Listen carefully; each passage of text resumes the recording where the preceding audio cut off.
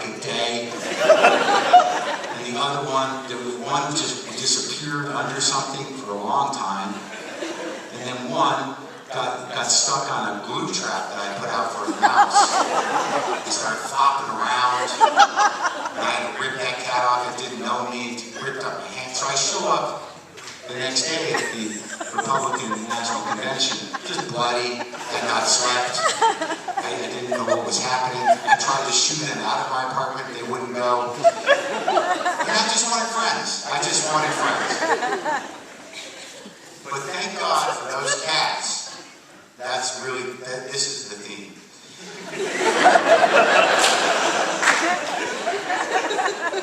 Because I started talking about the cats. I was on Progressive Talk Radio, and for about 3 months, all I talked about were the cats.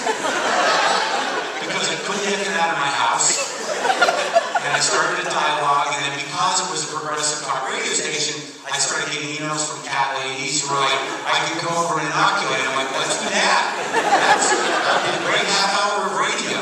So, someone brought me cages to separate the cats. I was trying to make them like me. We were inoculating cats. My house, my small apartment just became almost like a veterinarian's office. It was just like there were cages, there were different foods and different diets. There were women coming in a lot of the times to see if the cats are okay, bring me cages. And one woman's like, we gotta trap the mom so this doesn't happen again. I'm like, yup, that sounds great. All this was happening in the middle of the night.